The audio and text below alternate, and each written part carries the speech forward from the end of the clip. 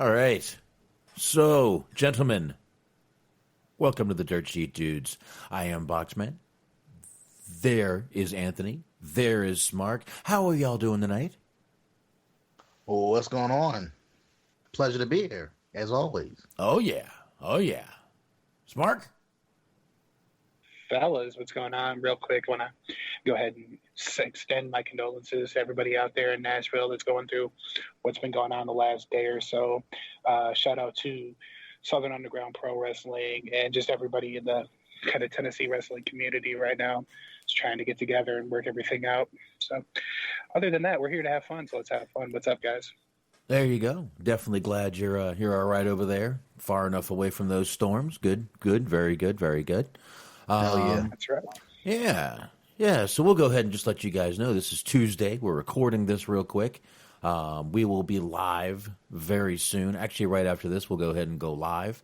But in the meantime, we're going to go ahead and knock out AEW Revolution, which happened over the weekend, happened on Saturday. I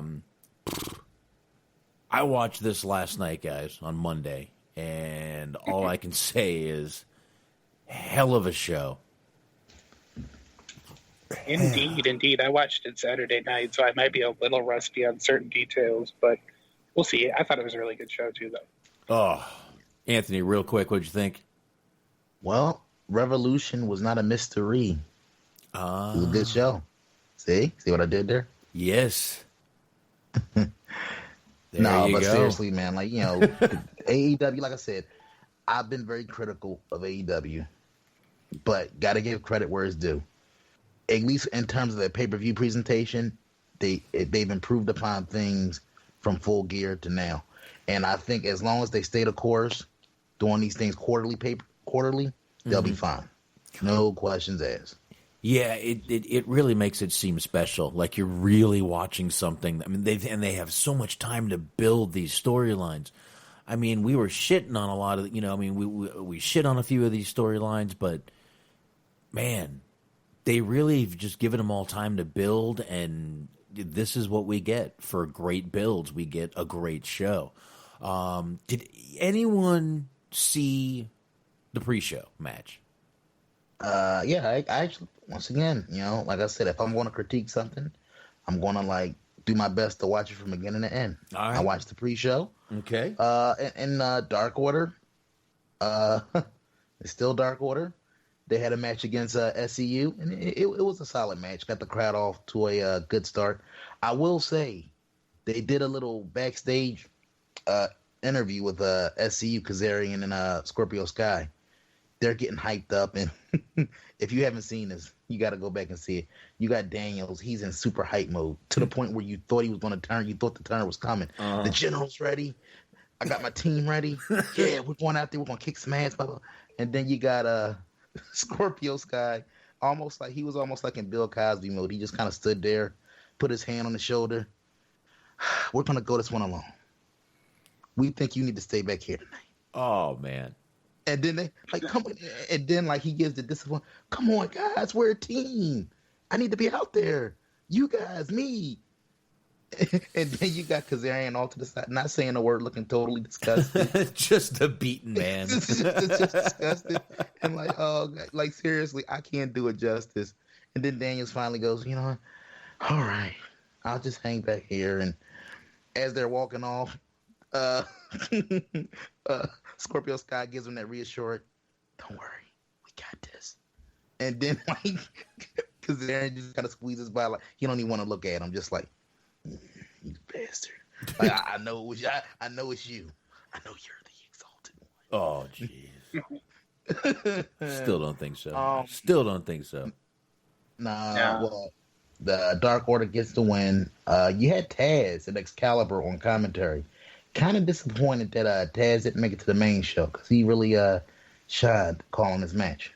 So kind of disappointed that he was relegated to the pre-show only. Yeah, I thought he came out more on the other show. Did he not? Am I wrong? I thought he did. Came out a lot on Dynamite last week. Yeah, you're right. You're right. You're right. But in looking here, I see Cole Cabana made a little thing, a little entrance during the pre-show, Anthony. If I never see Cole, look, I don't know, but I don't know where you guys stand. And look, I don't necessarily have a problem with Cole Cabana, but the way they tried to play this off, like, oh, this is a big get for AEW. Cole, I mean, look, they were in Chicago, so he got the big pop. But what do you guys think? Because apparently, I guess he's going to be full time in AEW now. Yeah, they put out the little graphic that says Cole Cabana's all in. So, what do you guys think about that? I mean, do you think this is going to be his big break, or do you think it's pretty much his big break? I mean, on a national level. I mean, Cole Cabana's been around long ass time, but this is about as close to national exposure in the gimmick that made him who he is. Because he never really got. I don't count Scotty Goldman. I don't count that run. I'm sure he doesn't either.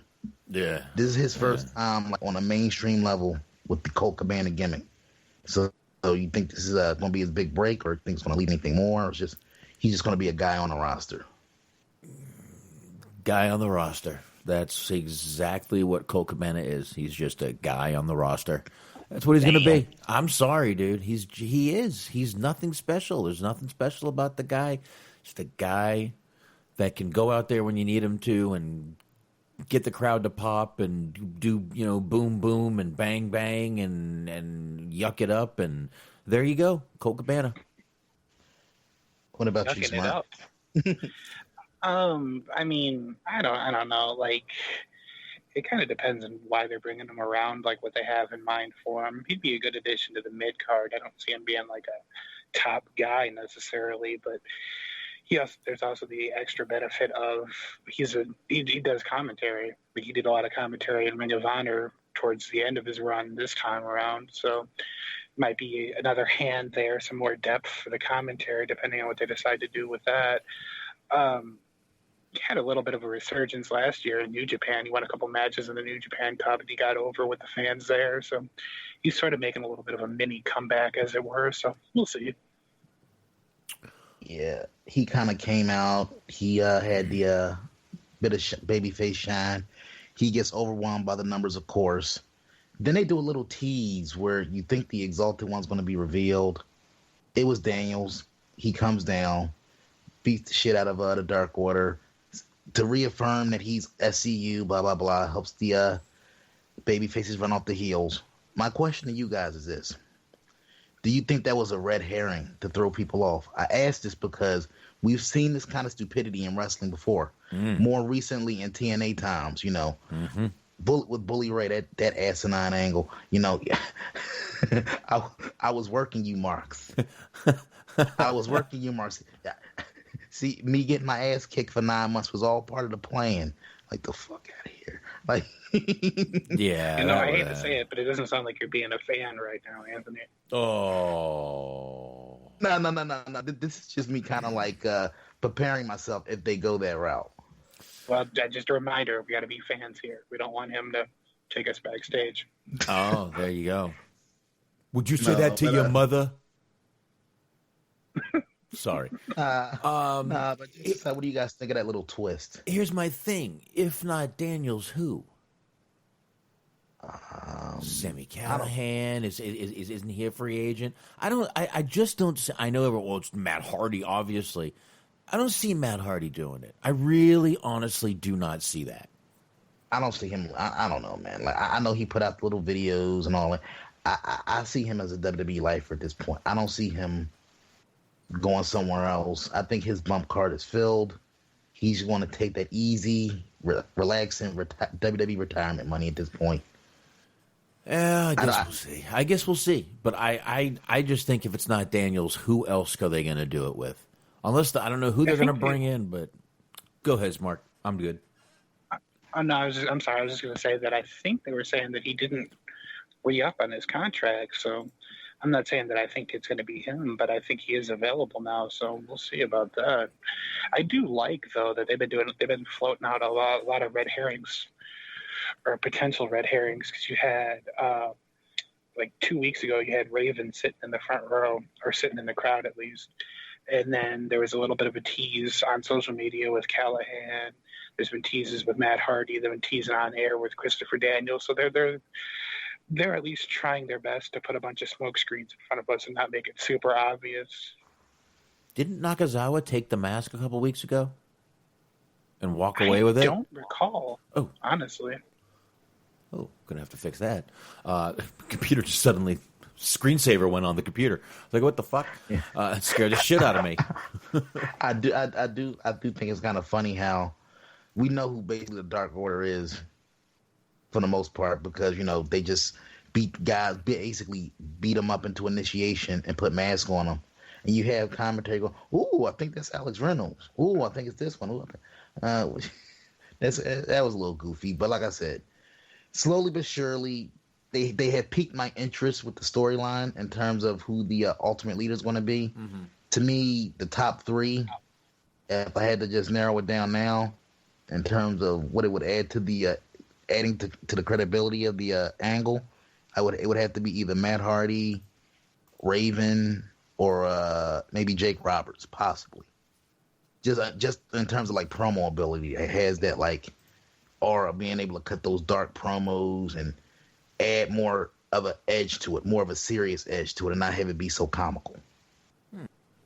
Smart, go ahead if you got anything on that. I'm trying to figure out how to stop the goddamn screensaver from coming on.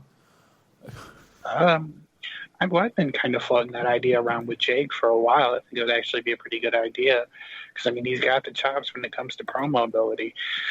Depending on how long they want to stall this out for, could potentially be Luke Harper too, but I don't know if he actually has necessarily the skills promo-wise to be able to pull off that kind of full role, so I don't know. It's tough to say who I think it's going to be or who I'm leaning towards right now. I would say probably right now, if I had to say anything, I would probably go with like either Jake or Raven at the moment. Yeah, it's logical. And Luke Harper, first off, good choice in terms of the work rate component, but I feel like the way they've kind of like invested into this storyline in terms of who is it, not even from a work rate standpoint, it needs to be somebody that can deliver on the mic. Yeah. Luke Harper, from what I've seen, even before he got to, I'm not even going to put this on WWE, even before he got to WWE, he was always more of a work rate guy. He never really struck me as a guy that was going to go out there and blow you away with anything on the mic. So I feel like him being possibly revealed as the Exalted One will be a bit of a disappointment. Once you got past the initial pop of, oh, it's Luke Harper, it's like, it's Luke Harper. You know what I mean? So I feel like it needs to be somebody that can go out there, pick up a mic, and just literally bless it. Yeah. That can just blow people away from promo-wise. Definitely. All right. Well, there we go. That's the first match, right? Yeah. Well, solid the match. Pre-show match. All right. There we go. Solid match there, I guess, from you guys saying. First match I saw, Jake Hager defeated Dustin Rhodes via a submission. These guys beat the shit out of each other. And this, by the way, this is not Jack Swagger. No, before you even go there, like I said, I'm going to be as positive as I can on this. Uh-oh. This is actually a compliment. Right off the bat, I liked the opening graphics. For some reason, the green, the opening video package, everything about the presentation felt big time.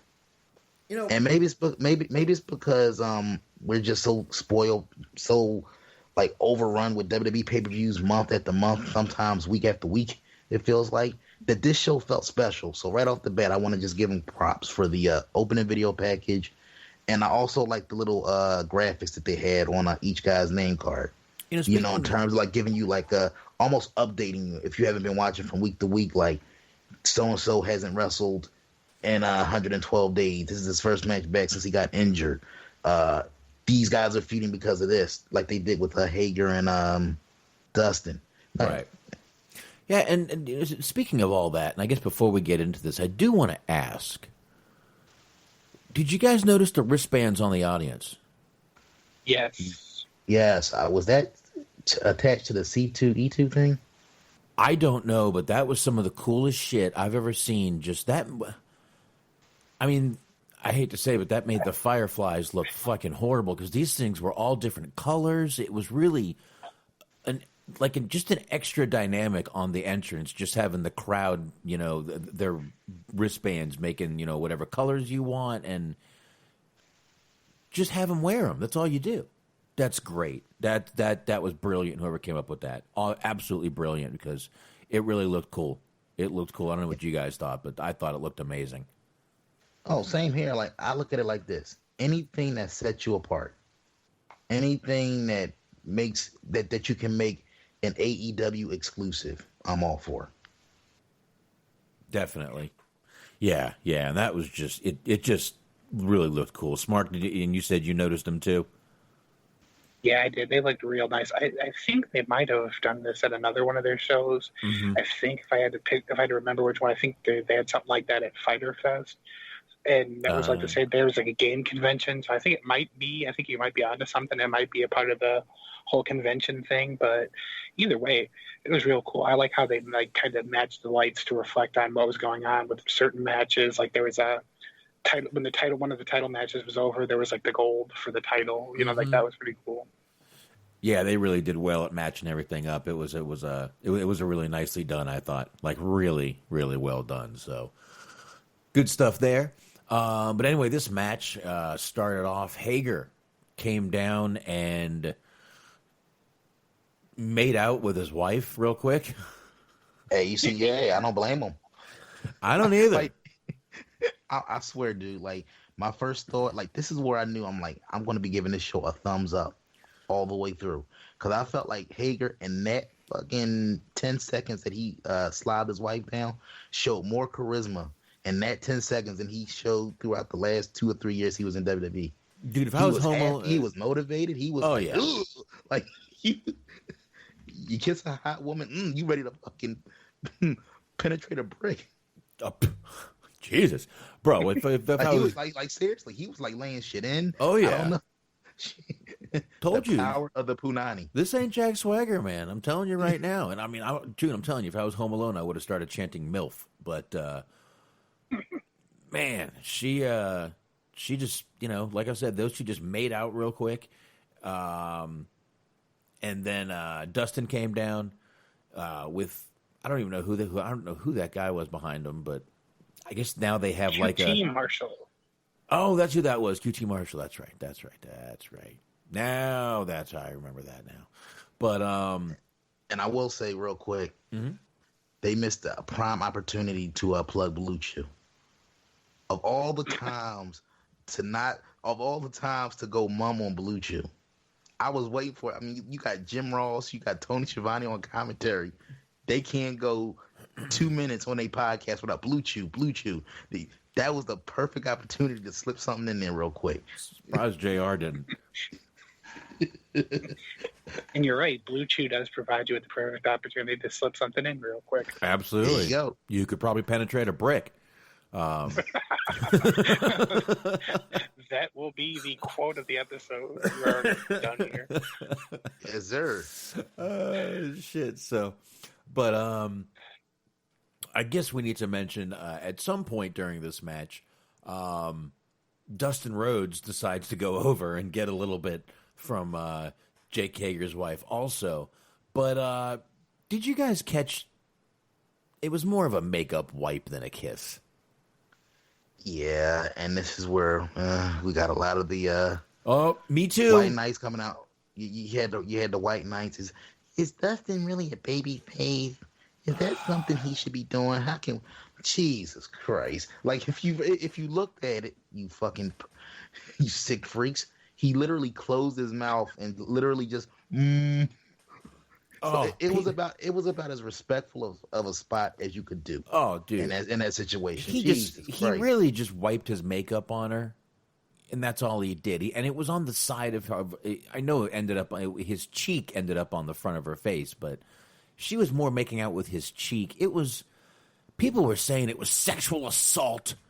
And I'm like, first of all, this is wrestling. I would imagine she agreed to it because within 5 minutes her makeup kit was out and she was all made back up again like it never happened. Yes, and Yeah. she's married to a legitimate MMA guy who could beat the fuck out of damn near anybody. So yeah, I'm pretty sure if she had a problem with it, her husband, her fucking jacked up, Yes. Yeah, I think. Yeah. old Hagee baby would over there, he would have been whooping some ass if he felt Yeah. like some Hey. lines were crossed. So Yeah. yeah, people need Yeah. to relax. She signed off on it. I'm sure he was cool with it. Dustin, like I said, it was about as respectful of a spot as you could ask for out the guy. What the fuck do people want? It's a fucking harmless spot in a wrestling match that's been a thing for years upon years upon years upon years upon years. Come on, relax. Yeah, please relax. It's this is a non-issue here. Meanwhile, Yeah. forget all that. Great match between these Stiff two. as hell. Stiff as hell. Dustin Rhodes. How does he keep getting better with age? I don't get it, but I mean, him and Jericho are like the phenomenons of fucking wrestling. Just absolutely shouldn't be doing what they're doing. Shouldn't be able to do what they do. Goddamn DDP yoga. Keep it going, brother. I will say I never need to see Dustin do another wonky looking Code Red Code / Red. Canadian Destroyer. That was that was the only kind of like, I don't want to say botch, but it was almost like in slow motion. Like, no, don't do that ever again. Yeah, that I was. don't think it was really anybody's fault necessarily, but it was just two really big guys. I think you need at least one small guy in order to make that move look good. Yeah, especially a move like that. Yeah, it was. It was too big. And I mean, like I said, Jake Hager, not a small guy. Dustin, not a small guy. It just didn't look right. But like I said, the match itself was still a really good match. I think. Let me ask you guys something real quick. Yep. As far as this match goes, like I said, good match, fantastic match. So nothing bad on that front. I do want to get you guys' thoughts on the fact that they kind of they didn't harp on it a whole lot, but they did kind of bring mention to the fact that Dustin's old. He's been around for 31 years. What do you guys think about making that a part of the storylines with guys like him, guys like Jericho, kind of like slipping in the fact that they've been around for a really, really long time, where some people might not be thinking about it until you kind of put it out there. Like, God damn, I wasn't even born when Dustin started wrestling. Like, Well, I mean, it's nothing you can hide. I mean, look at him. You can tell he's older. You can tell, and people know who he is, man. I don't see an issue with it. I mean, most of the wrestling fans that are watching AEW know who these people are. They know their history. And let's face it, man, we got YouTube now. We got fucking every way to find videos on people. So I don't think it's a big deal. I don't think it's going to... I don't think people are thinking, oh, well, I can't be a fan because this guy is just... He's older than my dad. I mean, I'm sure that's what some of those fans are thinking, but I don't think it makes a difference. you smart? Yeah, I mean, I tend to agree with that. Like, I don't think if they're, I don't think they're using him necessarily to bring in new fans or younger fans, So I feel like it's just more of them mentioning how old he is isn't really all that big of a deal. Like, I mean, you could still be an older guy and get over. I mean, look at DDP. Yeah, Like, exactly. He started super late. He was really over it. Like his prime WCW run, he was in his early to mid 40s. Yeah. I mean, he started in the fucking business at 35 years old. So another A anomaly. little bit of a fun fact, though. Dustin Rhodes, the only wrestler to ever compete on both of the leap year pay-per-views. Oh, look at Competed. Dustin! Wow, 92 for WCW and this one, of course. So There you go. Very nice. Very, very nice. He's a part of history. Nice. There you go. And Hager did win with a standing arm triangle choke, which is how he's won pretty much all his professional MMA fights. Yeah. I will say, though, the only real gripe I have, not necessarily even a gripe, what did you guys think about Hager's theme music?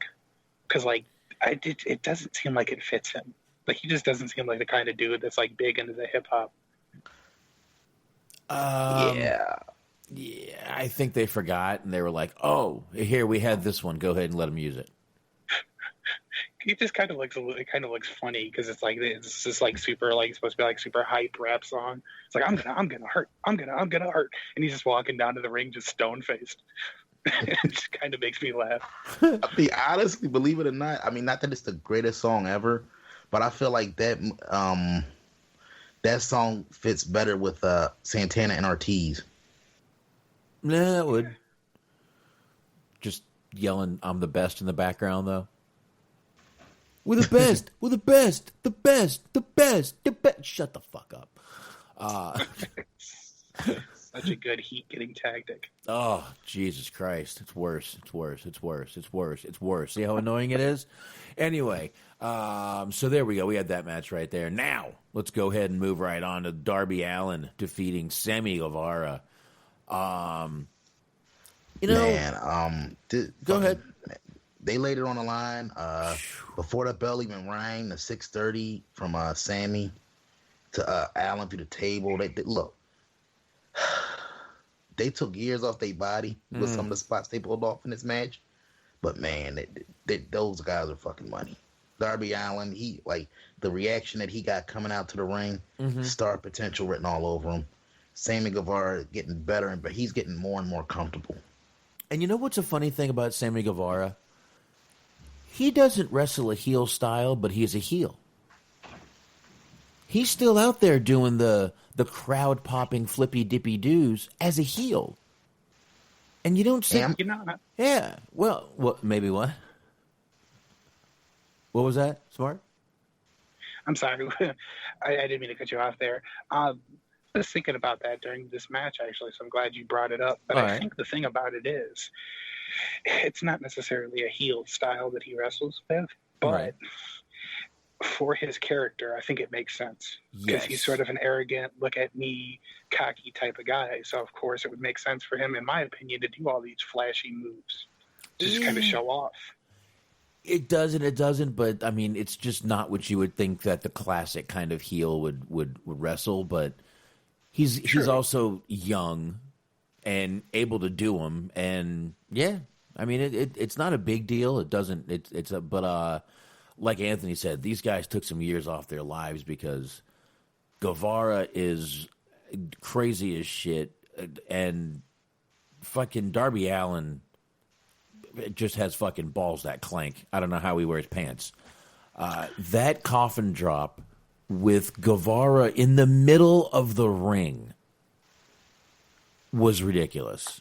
Half the moves, probably the safest one he took, though, to date that we've seen. Probably. I mean, there was no Cracker Barrel there.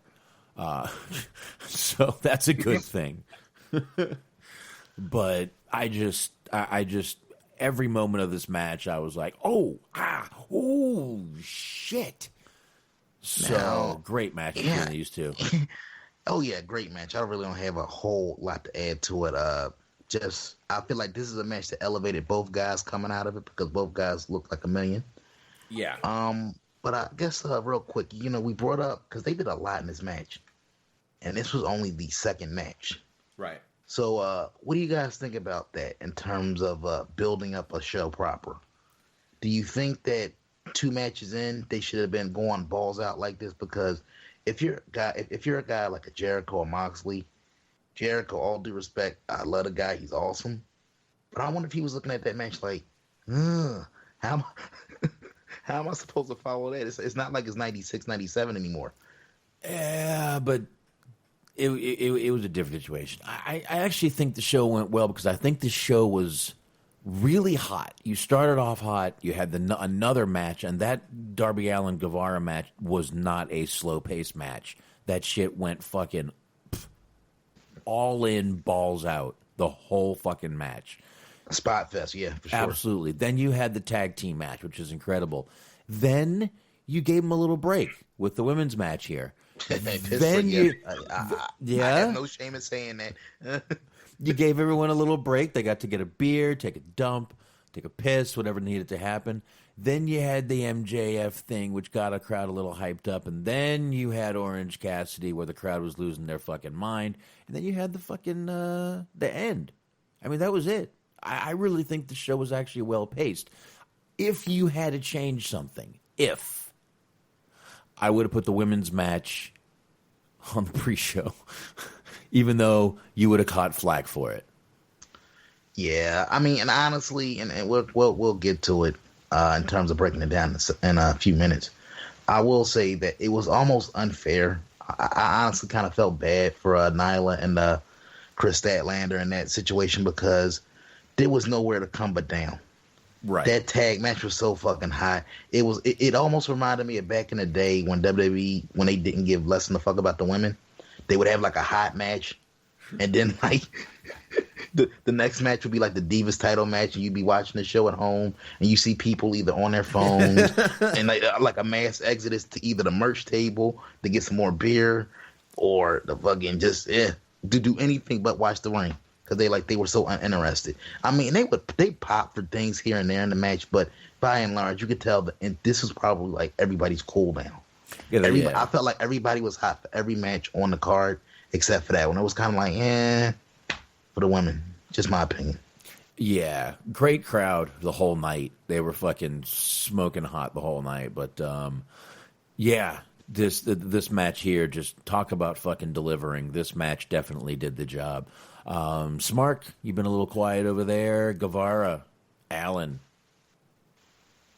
Yeah, a little bit. I think I would say more than anything, right, the thing that I kind of noticed was just the contrast of, like, with a lot of the WWE pay-per-views, once they have a match with a feud that's been going on for a minute, like, you're kind of just optimistic that that's the end. It's like, all right, cool, that's over. What's next? With this, I was actually hoping, like, it could have been a culmination. I don't know if it will be based on what they have announced for tomorrow. I don't think it will be. But I could definitely go for seeing them wrestle at least once or twice more on a pay-per-view. Like, just both of them deliver. And I think having them in the ring with each other it's only helping to build both of their stars. Like, they both benefit huge from it. All in all, like, just a really fun match. And I think to Anthony's point, I don't really think it really took anything away having them go balls out in terms of the quality of the pay-per-view or anything that came after that, because, like, what we're about to talk about next, everybody was very excited and energetic for. So it didn't take away from the crowd too much. But, yeah, it was just a really good match. What do you guys think about that moment, that dive to the outside?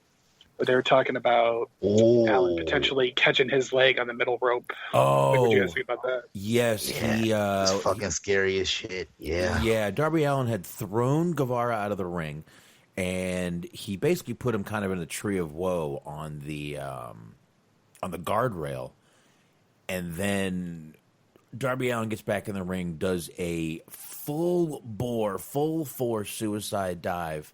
And I'm going to tell you right now, if his feet didn't get caught on the ropes, that might have been a head-to-head collision right there. Yeah. And it wasn't, like I said, that's the only thing. Like, I know it was like a punchline. It was a punchline in WWE for a large part of Daniel Bryan's career. I mean, he's kind of slowed down on him, but remember how he would do like the dive? Yeah. Through the middle ropes, but he would almost do like a swan dive. Right. And kind of like laying chest first. I mean, it was goofy, but it was like, it protected him better. This dude literally went head first, and like I said, he almost lawn darted himself, and it would have.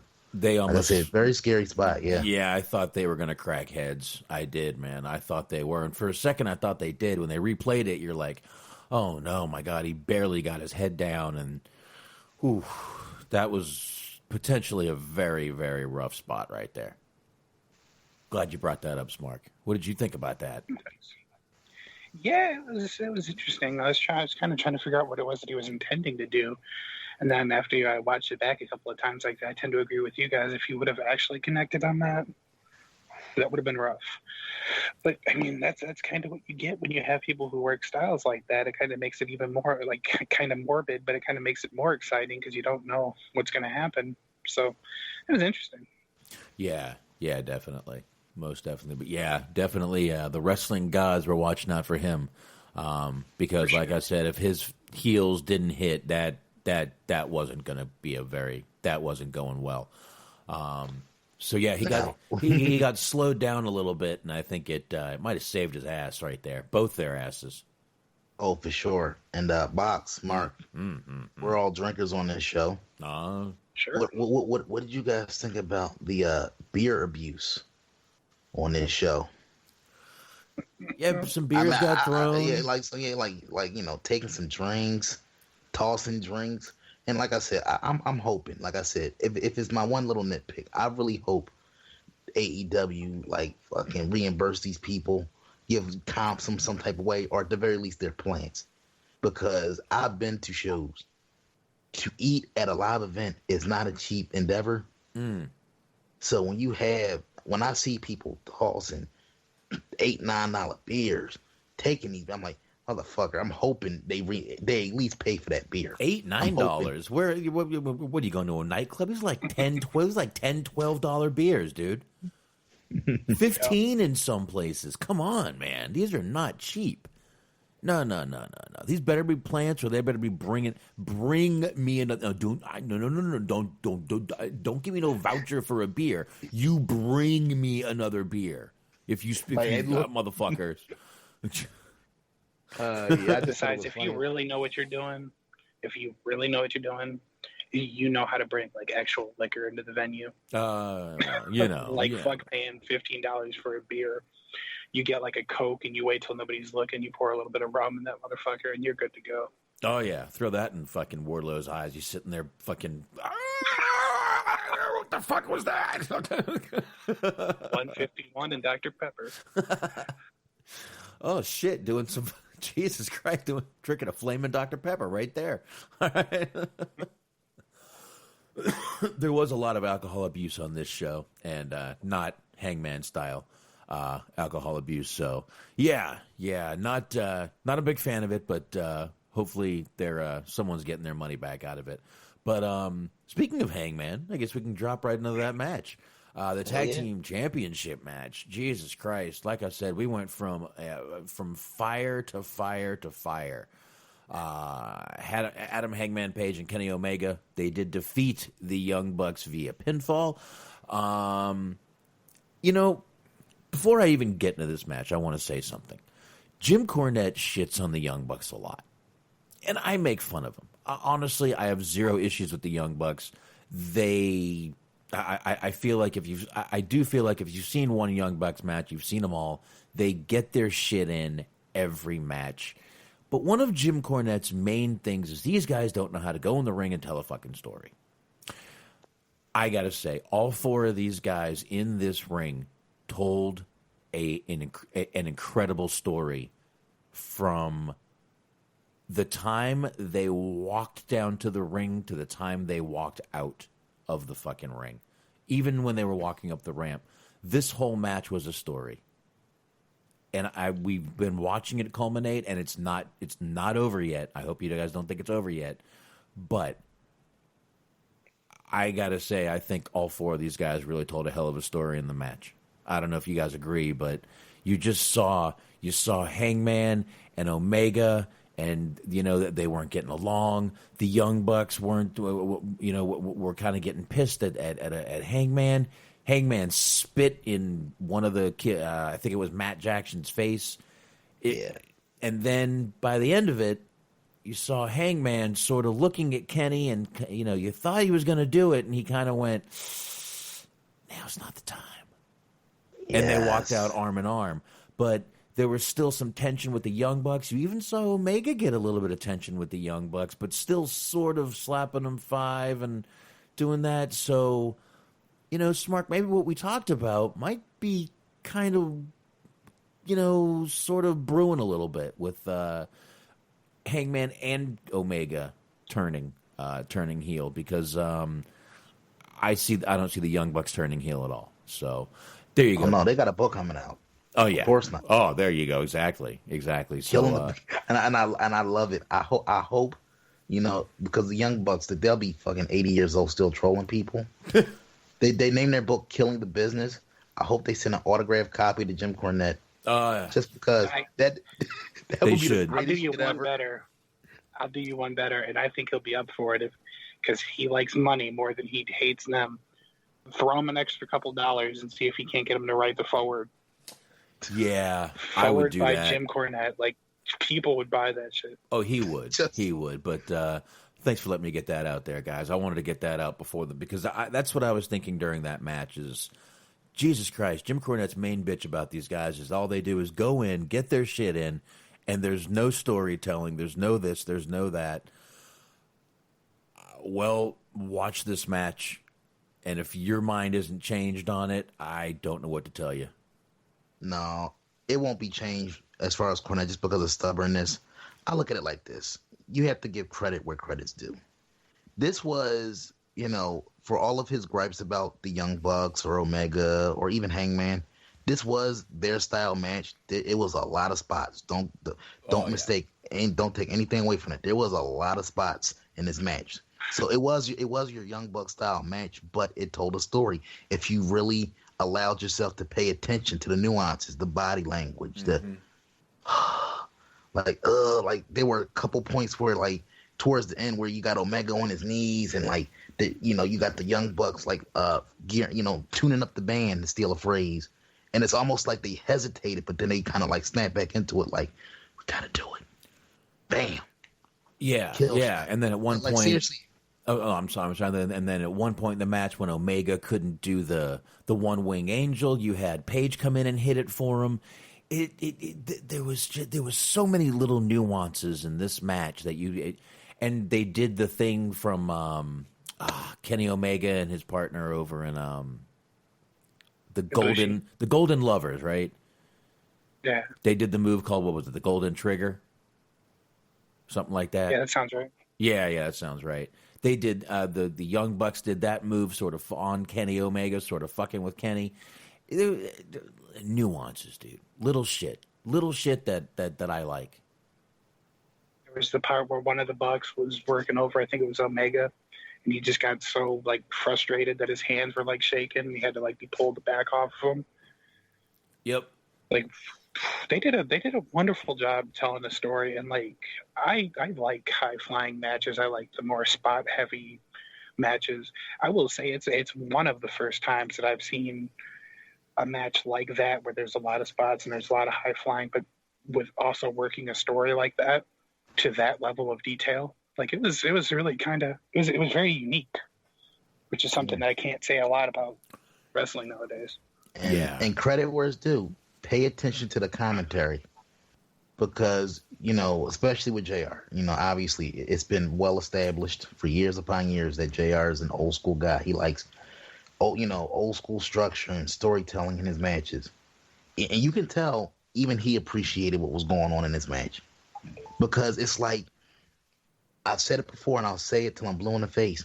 If you give JR substance, a story that he can sink his teeth into, you can do all the spots you want. He'll give you gold every time. Mm-hmm. Go back and listen to his call on his match. Yeah, they were doing a lot of shit, and he put it over.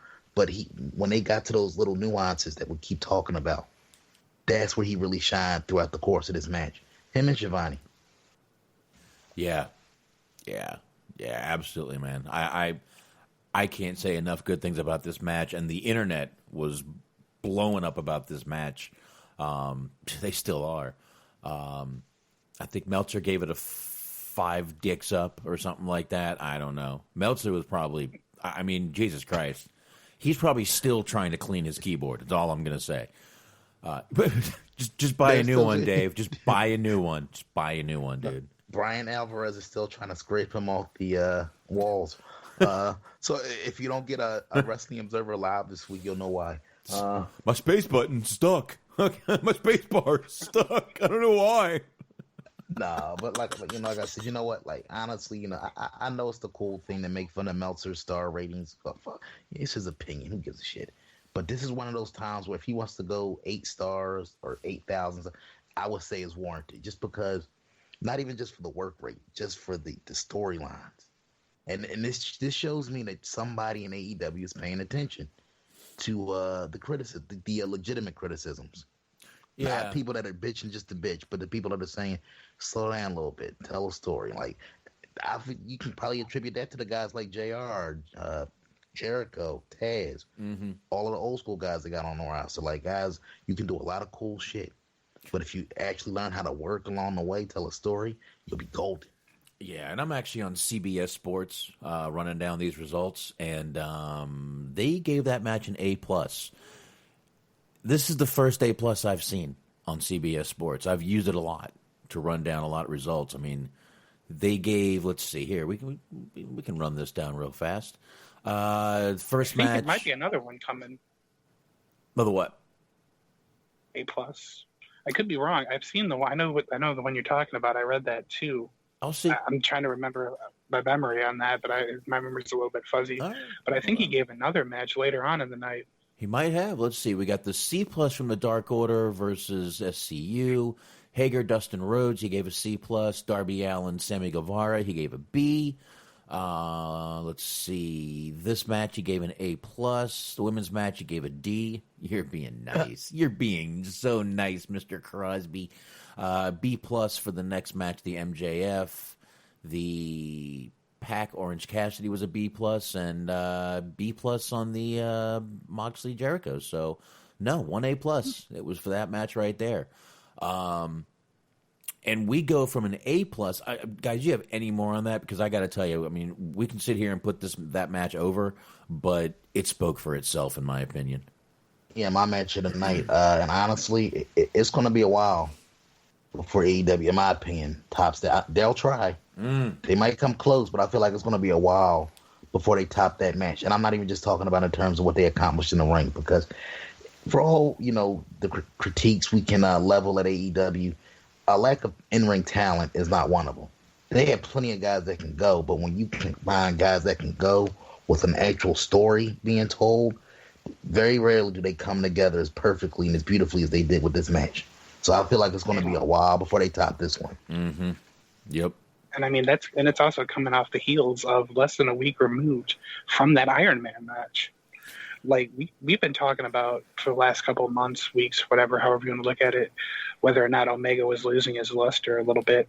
And I still think there's some times where they kind of make him look out to be a dork.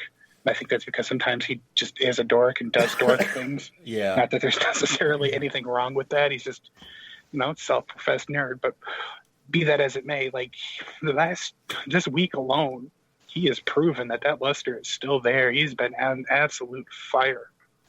Yeah, and I'm glad you brought up that dork thing real quick, Smart, because the video package that they did hyping up this match beforehand was fantastic, and I actually I laughed hard at the part where the interviewer asked Hangman, he asked Omega, so think you can trust Hangman? And they do like a flashback to Hangman fucking up during the course of a match, and Omega's just sitting there, and and then Hangman, Adam Page just gets up, interview over.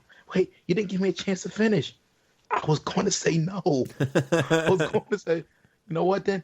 I don't know now. I don't know. He just, I don't know. That was just funny. I don't know why. That part of the damn right, I'm worried. Jesus. That was just funny. That kind of added to his whole dork appeal for a second. Oh, of course. But like a babe lost in the woods. So we go from an A+ match, an incredible match, and I guess they needed a cooler, so they threw Nyla Rose versus Chris Statlander out there. Nyla Rose did retain her title. No chemistry between these two. No chemistry at all. I am not a wrestler. I don't know who here was the worst in this match or who was not gelling with who, but these two women should never have another match together as far as I'm concerned. Ever, ever, ever, ever, ever. And the best part of this match was when it was over. Because it was over. And that's it. That's all I got to say. The best part of this match was Jim Ross's commentary. He says something along the lines of, she's a big athletic woman. I said woman, folks. Woman. I felt like he was over apologizing for his compliments and Nyla. I'm like, Jesus Christ. What are you doing to this poor man? Leave JR alone. He's a national treasure. See that? You He was being salty about it because he definitely used the phrase woman handling a couple of times during the match, and he leaned hard to the woman portion of that phrase. And he said it in the little pre-show, in the little pre-match thing too. He said they tried to woman handle her, and you don't do that to that girl. And it's like, he listen here, you fucking progressive hippies. I'm saying woman, you fucks. All right. You know that's what he wants to say, right? Yeah. Uh-huh. That's what he wants to say. That's what he wants to say. I swear to God, at some point we're just gonna get a meltdown, and it's gonna be fucking hilarious because it keeps coming. Like you could tell that it's just eating at him. Because there was a part, and I'll talk about this later, but there was a part during the Orange Cassidy match where he just fucking went off. And it's just funny because like Tony just keeps getting more and more relaxed, and it seems like he's having a better time every week. And like JR just keeps going, these fucking 14-year-olds. Oh my God! Kill them. Well, you know why? Because it's just because I think I know what you're talking about. Because I think he had made like a little knock about I guess people that get on him about fucking up a name or two online, and it's just like it's gonna be something. It's gonna be something like real small, more real trivial that's gonna set him off. Oh yeah. I hope it's Statlander. I hope it's Excalibur with these useless fucking facts about what do they call it? The greatest alien in the universe. Like, come on now, look. I know it's professional wrestling. I know it's things that we kind of have to turn our brains off and accept. But is there anybody not with a clue in that company that realizes how fucking dumb that sounds? Oh. Grown ass woman, the greatest. The fuck out of here! Like they're doing that woman no favors with that nickname. I'm just saying. Well, there was a little portion in this match or before the match where she was coming out and I guess she was under the weather, and Excalibur tried to explain the fact that she's not used to the atmosphere and the environments of Earth. So she got sick because her immune system wasn't regulated to the Earth, and they both just kind of steamrolled right on over him. It was pretty funny. Yeah, well, we'll see what sets him off, and yeah, I'm kind of the timer is on the time bomb. We'll just wait for it to go off one day, but it's coming. It's coming. It is. I really don't want to sit here though and shit on this match too much, but I mean there was at one point where those two were up there for a superplex and from Statlander, and it could have gone very wrong, and they kind of just gave up on it and didn't do it. And, oh my God, though, just dangerous match. This was a dangerous match in my opinion. But so Box, are you guys coming around to my way of thinking that Nyla? I mean, like I said, no other reason, but she's not necessarily the woman to build around. Like she's not going to be the woman to pull greatness out of people. And best I can tell, AEW doesn't have a woman on the roster that's going to pull greatness out of Nyla. I mean, just my opinion. I mean, I don't know who they can sign. I'm not really in tune with who's out there in terms of Japan, necessarily all the women on the indies. I don't know who they could pull, but they need to like start looking because Nyla's not the one to build around long term. And it wasn't even necessarily the worst match of hers that I've seen thus far, but it was very clunky in spots. Like they were trying to overachieve, but they're not at that level. They can't. They were trying to overcompensate for their lack of ability, and it just wasn't working. Like you need at least one person in there that knows what they're doing. You need at least one Shawn Michaels type. You need at least one Ricky Morton to pull off greatness. You can't have two Robert Gibson. No. It was just pretty bad. It was just pretty bad. And I'm not even trying to shit on Robert Gibson because he's actually a good worker. I couldn't think of somebody else off the top of my head. Nah, don't worry. He can't see you anyway. Jesus, Box, and they're your team. Like Jesus, that's something I would have said. I know. Please, he just held it. He couldn't see the tag. He just held his arm out and waited for the touch. Damn, breaking news. Box has turned heel after 30 years on a Rock and Roll Express. The greatest heel turn ever. Nah. Still love my boys. All right, let's go ahead and go to this next match. Speaking of, oh boy, this is going to be a fun one. God, I think we're going to have to put this out as a separate episode, I think. Might just have to do that. MJF versus Cody. MJF did win this match. I think that was the right call. Cody came out, and no one gave a flying fuck about the match. It was all about Cody's tattoo on his neck. Yeah, nobody in that company gives a fuck about this man apparently. And look, if look, it's a dumb tattoo to begin with, but this is my main thing is this: it's your body. Do what you want with it. If we're just talking about Cody the wrestler, this is an executive in the company.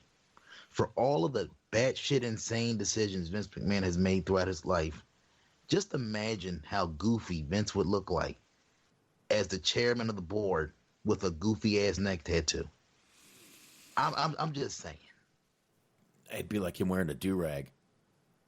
Oh, wait, he did that. Hold on, he did that. Stop. Sorry. Yeah, but a do-rag and neck tattoo are two different things. You know that. No. Now, and let me start by saying, first of all, would I do what Cody did? No. Is Cody out there going to be looking for a regular job in the private sector anytime soon? No. Probably ever? Probably not. So he can do what he wants. And again, I don't care. It doesn't bother me. It's not my body. It's not my it's got nothing to do with me. It doesn't affect me or my family. So, but I do agree with Anthony.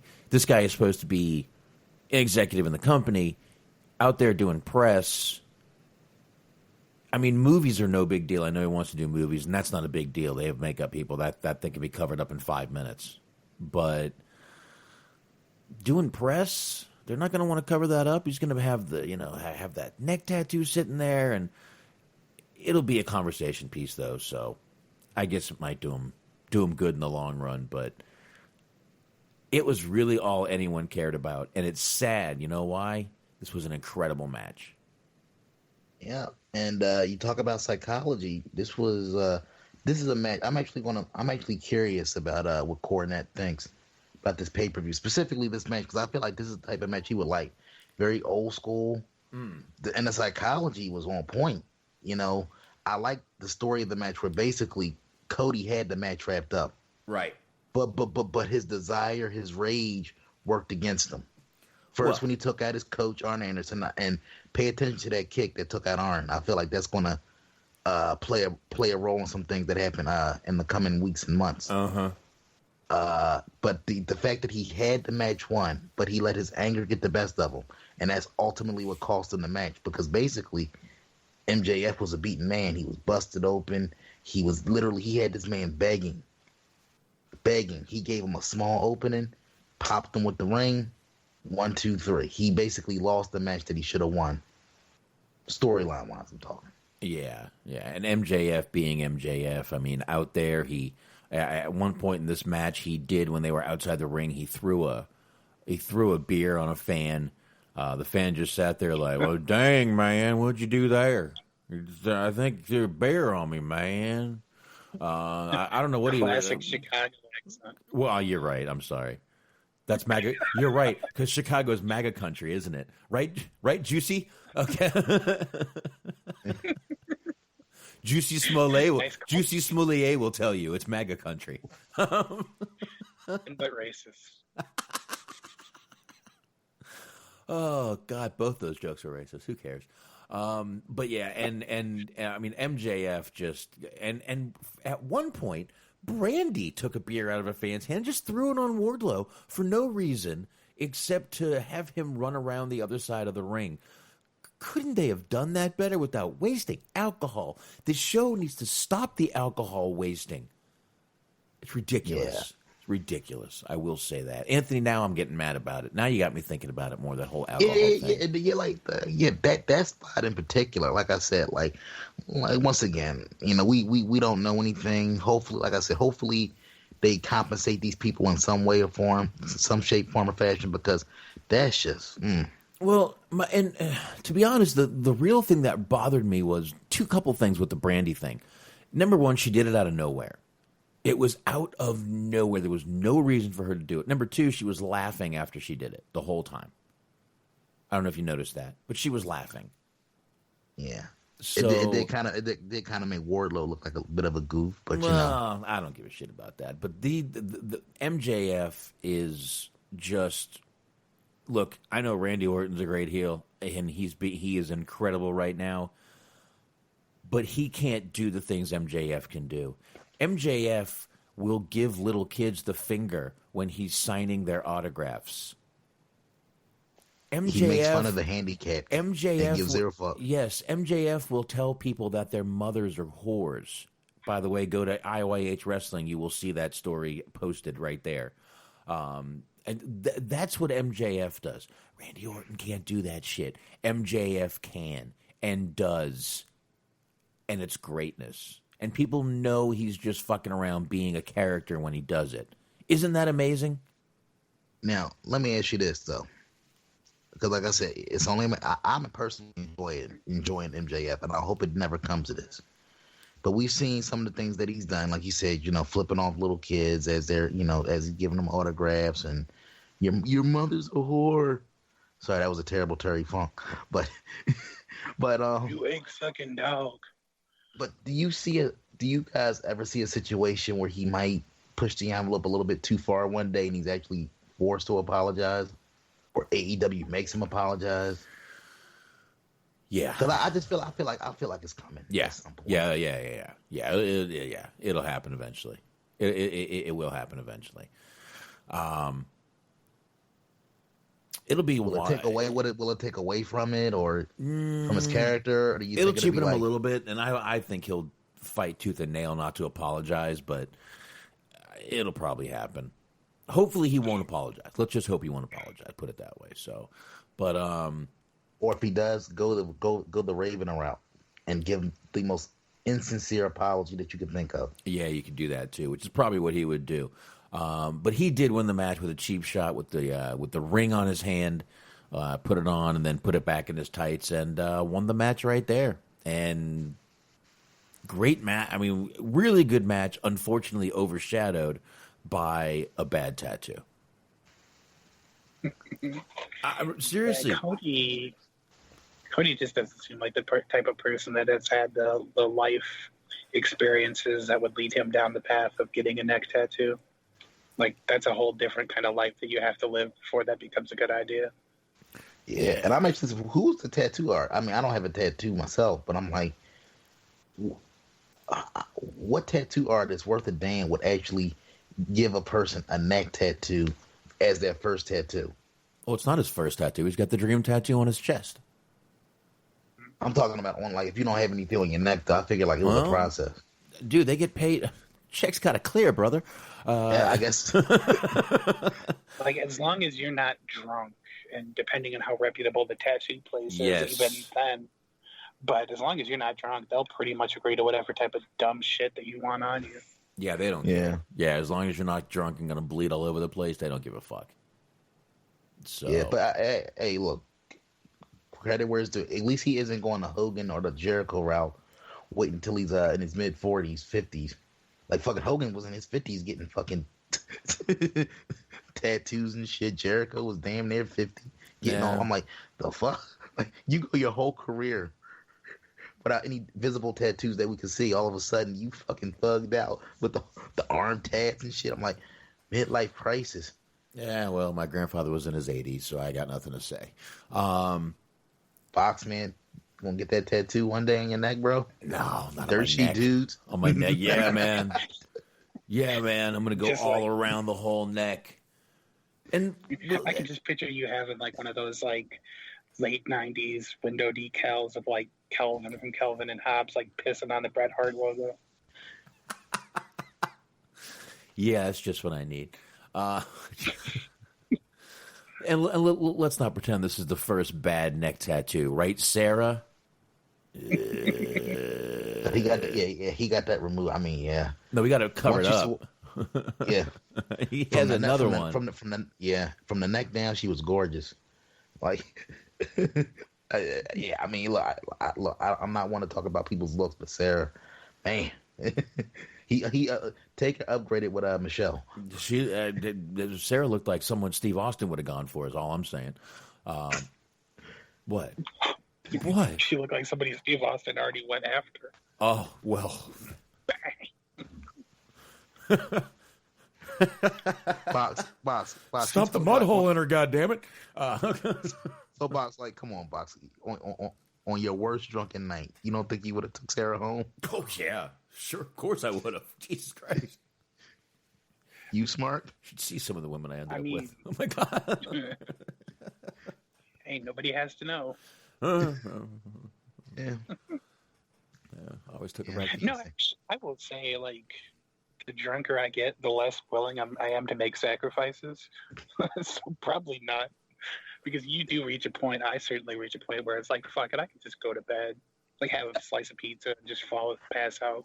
Wow, that's not the point I get to. But anyway, the pizza is more fulfilling. I guess he's trying to say, Bob. I guess that's neither here nor there. I guess let's get on to the next match, guys. We have 2 matches left, and yeah, we're definitely going to put this out as a bonus episode. We're over an hour right now. Okay, and this match is definitely going to take us a few minutes. We had Pac defeating Orange Cassidy via submission. Orange Cassidy.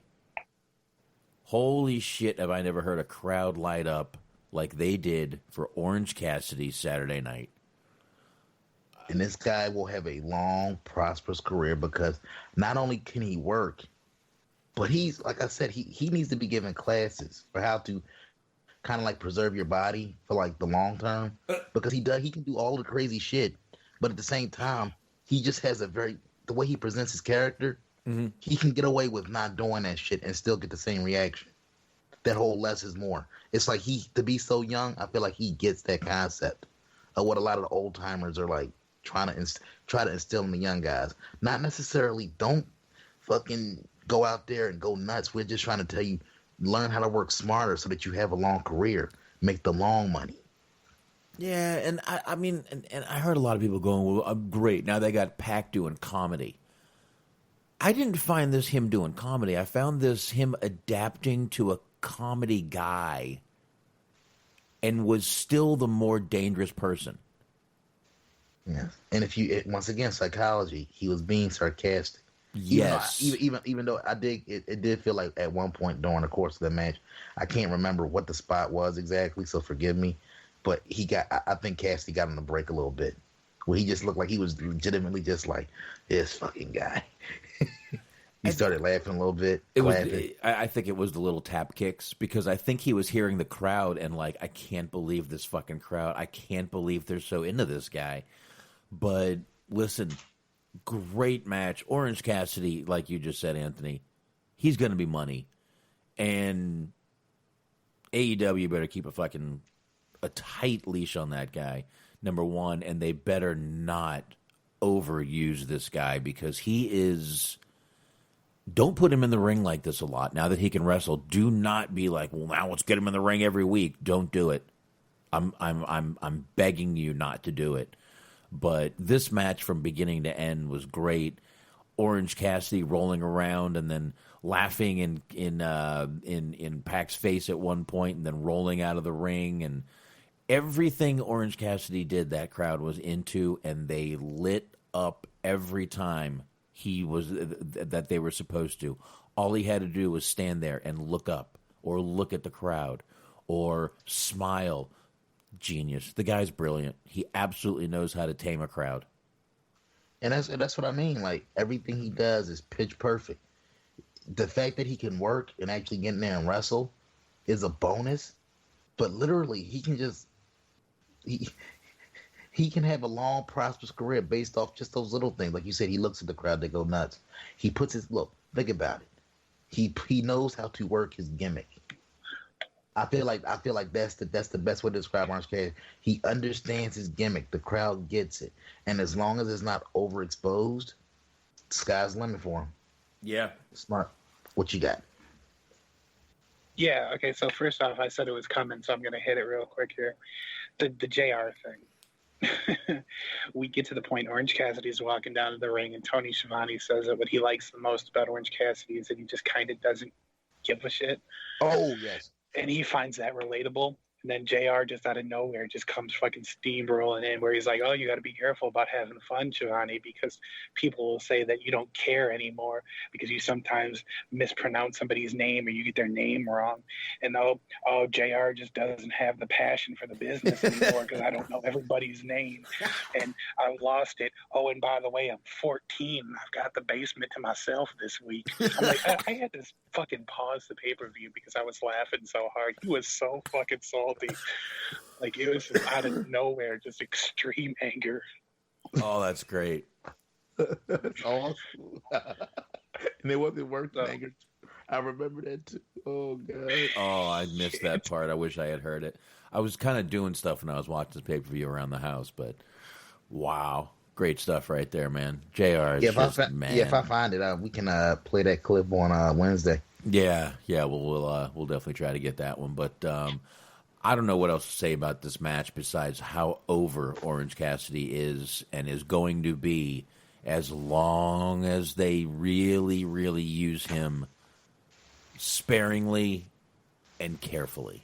So we'll see what happens, I guess. Just two more quick observations to give kind of Excalibur gave a little bit of a tip of a hat, a wink, nudge, nudge moment for the indie dorks because he, like me, he said when Orange Cassidy was working offense that he was going at him with the tenacity of a fire ant.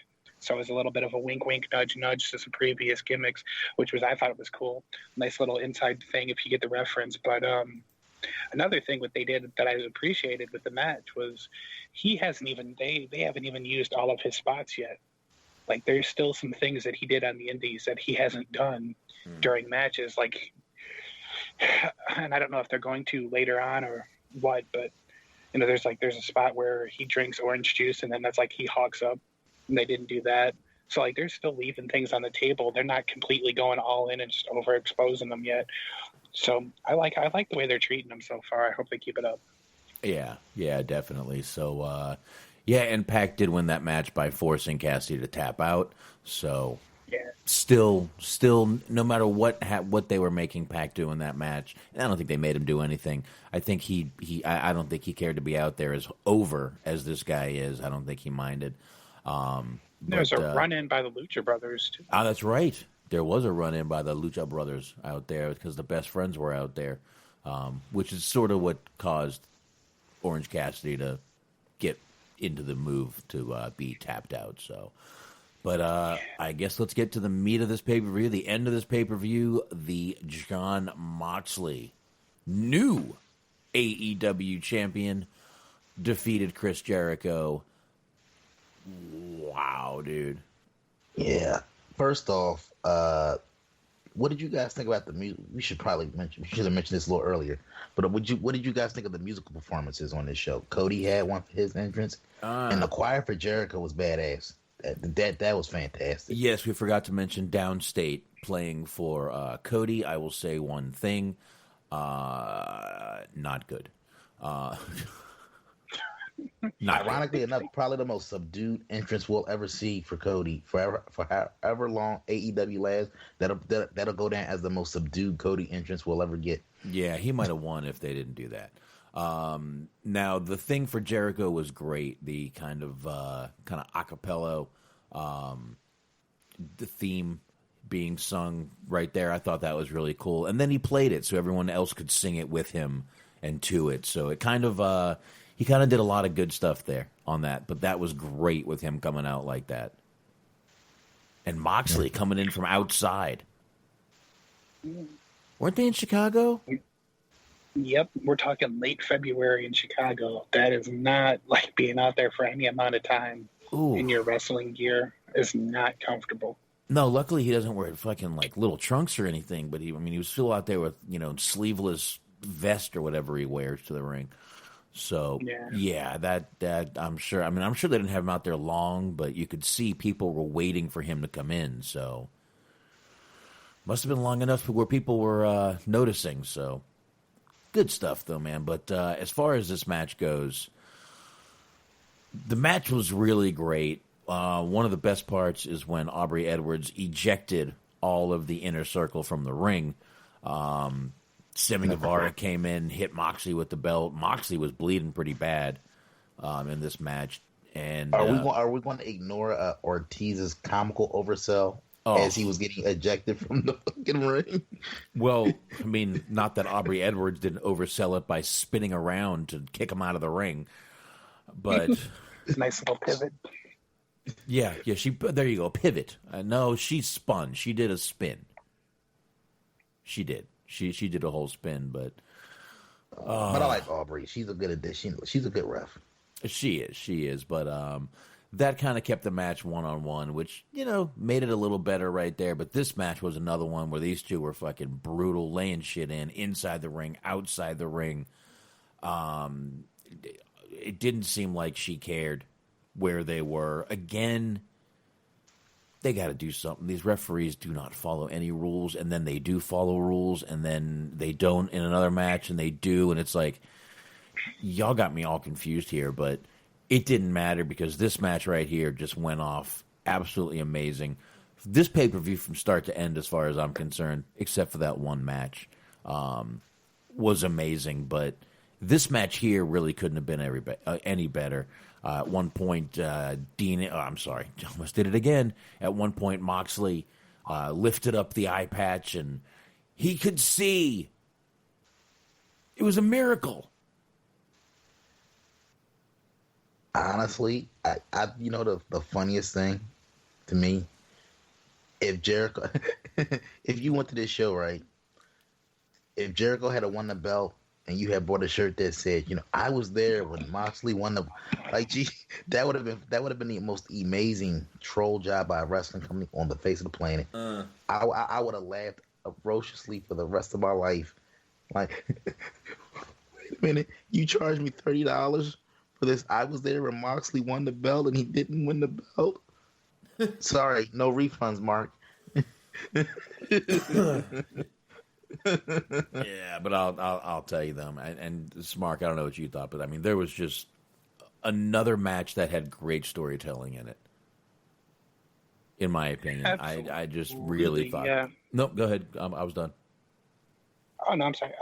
Yeah, just there's a lot of great storytelling to this match, and I like how they didn't just hurry up and have him take the eye patch off right away. They kind of worked towards it. Mm-hmm. They had him selling it, and then they had some moves that were related to that, and then towards the end, that's how he ended up getting the upper hand and winning the match. As he pulled the eye patch off, and he'd been, they said on commentary, playing possum the whole time, more or less. And that's how he ended up winning the match. I thought that was cool. To Anthony's point, they kind of did something like that in the WWE because they had that one day when he teamed with Jericho and AJ. They sold a bunch of Jericho AJ T-shirts for the one day that they were a tag team, and then a bunch of people bought them while they were at Raw. He turned on them later on in that show. So something like that kind of happened to that point. To the whole referee thing. I kind of like it. It might make me sound like I'm an apologist or whatever, but I actually kind of like how seemingly every referee has their own style. For whatever reason, they're really talking about how Aubrey Edwards likes to follow the rules, how she's a real stickler. She does everything by the book. And then you have Remsburg out there who kind of lets him do more stuff on the outside, is a little bit more lenient, kind of looks the other way a little bit more. You got Rick Knox when you need somebody to take a bump. You got Earl Hebner as kind of a middle ground. I kind of wish that they would just put that over instead of being shitting on the referees that don't necessarily start the count as soon as they're on the outside or whatever. Well, but that's just me. Yeah, but I mean, and that's unfortunately what JR is going to do. That's what he's used to doing. JR is covering for these referees. And I feel bad for the guy because I don't know if I'm sure it's instinct for him to do it. But he's covering for them half the time. Ref being pretty generous with this count here. Well, so it was as soon as the Orange Cassidy match started, he was and I don't know really why this had to happen, but he got all mad that he wasn't being forced to take his sunglasses off. He's hey, that thing he's wearing, that's illegal. It's dude, chill out. It's going to be a fucking comedy match for at least the first 5 minutes. Yeah, hey, you can't wear them in a wrestling match. Come on, JR. Take it easy, buddy. Calm down. It's all right. Let the match go a little bit.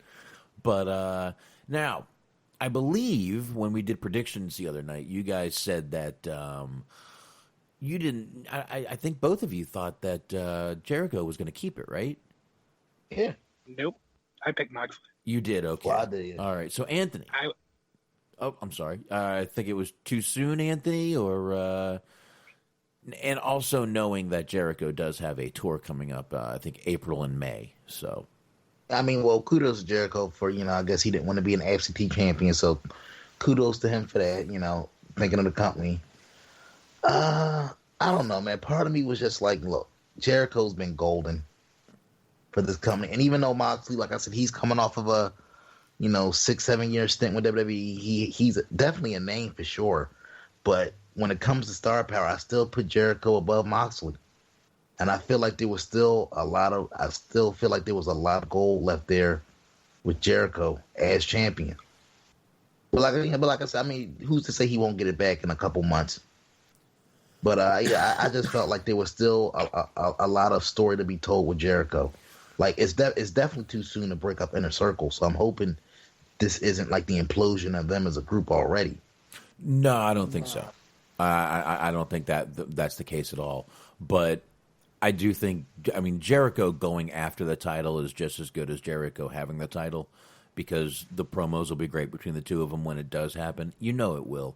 But, I mean, if Jericho is going on tour, then, yeah, he's going to have to do some, I don't know what they're going to do with him, if he's going to do some, via satellite spots or what. But it'll be interesting to see how they do this and how they keep Inner Circle ain't going nowhere. I mean, Jesus Christ, they're the Painmaker posse, for God's sakes. Yeah, and I will say this, though. It will be a good litmus test to see how well Moxley does as a draw, ratings-wise, because if Jericho's going to be gone for a little while, that means the onus is going to be on. They're going to put a lot of the onus on him since he's the big WWE name that they have. Yep. So we're going to see, that'll be. I mean, look, I personally don't. I give less than a fuck about ratings. It's like enjoy what you want to enjoy. Good show. If you enjoyed the show, that's the show that won the night.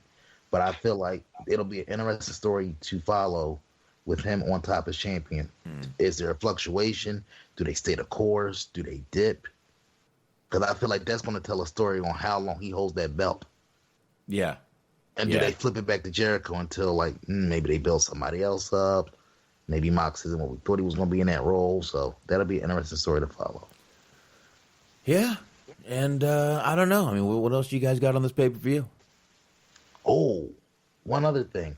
You guys, I'm looking forward to March 25th. Mm-hmm, yes. Yes. Blood and Guts. Blood and Guts? Did you like how they got around promoting War Games without promoting War Games? Yes, they did. And you know the rest. Speaking of that, WWE has picked up a few more WCW names on trademarks recently. Give me a second. We can blow through that real fast because it's only a couple of them. Loady. So smart. Are you looking for that? I am looking forward to that. That should just be a lot of fun. While we're killing time, I'm going to go ahead and do some Barry Horowitzing. If memory serves, once again, everything correct. So that's NXT and that's AEW. Back to back. Wow. God damn. All right. The Rain Man powers are fully functional. We're not going to count the Super Showdown because I put no thought and effort into that because neither did they.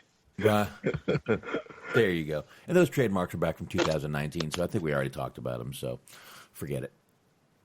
There is one trademark, but it's a WWE thing, and we're doing AEW tonight, so let's not even worry about it. But while we're doing AEW real quick, and we're talking about Jericho, yes, a real quick story that we can knock out, and you know where I'm going with this. Dark Side of the Ring Season 2, it's supposed to be late March. I forget the exact date, but the narrator, Chris Jericho. Yeah, it's going to be good, man. It's going to be interesting. It is going to be, especially with the Benoit one. And another one. Now, this might be a little bit obscure. I don't know if you guys are familiar. Are you guys familiar with the name Herb Adams? No, but I saw that as one listed. Yeah, Herb. Yeah, I'm sorry, Herb Adams. Herb Adams. Yeah, I saw that listed. Yes, that is going to be fantastic. YouTube Herb Adams UWF. Right. That guy is a legend for all the wrong reasons in wrestling. Jesus. Put it to you like this. well, he's right. He's passed away. Been dead over 20 years. But Box, picture this: a crazy ass wrestling promoter. Mm-hmm. His last days, he's in Vegas, surrounded by prostitutes, naked, cocaine. I love this guy. The man went out. He went out a fucking man. Fucking love this guy already. That's all you had to say. I'm done. There goes my hero. Exactly. Watch him as he goes. Exactly. The Box, if you got to go out, we all got to go sometime. What a way to go, right? That's the way to go right there, man. That's the fucking way to go. I will not deny that. Just a whole fucking fanny bag full of loose cocaine. However you can do it, you get it done. Should we call this the Hookers and Blow edition? Oh, Jesus. That'd be great for the AEW Revolution. They would love that. I'm sure we'll be on StarCast next year. Yeah, there you go. Wait till we go for our cake and sodomy episode next month. White trash, get down on your knees. There you go. Nice, Mark. All right. So on that note, I think we should go ahead and wrap up the AEW Revolution review. Great show. Like I said, one bad match on the show. All the other matches, I thought all the other matches were incredible, told great stories. I thought this pay-per-view from top to bottom was great. Again, one bad match isn't really going to sink a pay-per-view for me. So, guys, real quick, then we'll wrap it up. Highly recommended. I'll give it 5 raindrops out of 5. Oh, yeah. Because, like, even the one bad match to me, like I said, I didn't necessarily think it was bad per se. It was just botchy. It was just awkward. You know, the chemistry just isn't there. They just got to pivot with Nyla's women, making her the figurehead of the division. Mm-hmm. And they just need to, like, honestly, I would just put the whole division on ice until they can kind of, like, restructure it. Because right now they have nothing happening in that division. I feel like in terms of in-ring, what they got going on right now with AEW, I feel like the women's division is the weakest part of their game. So I would just almost start from scratch, blow it up, and just start from scratch. But other than that, man, that one bad match on the show wasn't enough to, like, take away my enjoyment out of it. The show flew by. Right. Really flew by. That's the best compliment I can give it. I didn't even feel like I was watching a 3-hour show. It literally flew by from the pre-show on. Yeah, so there you go. Smart? Yeah, I would give it like a 9.5 out of 10. Just for the only real deduction just being the fact that the women's match wasn't all that great, and there was no like real surprises, no real big swerves or debuts or anything like that. But everything that actually happened on the show, again, aside from the women's match, was phenomenal. Great crowd, great wrestling, great time. Check it out if you can, or if you haven't already. There you go. So I think on that note, that is our AEW Revolution review. And we will see you guys Wednesday night for the rest of the Dirt Sheet Dudes. Talk to y'all later. Yes, sir. Peace. See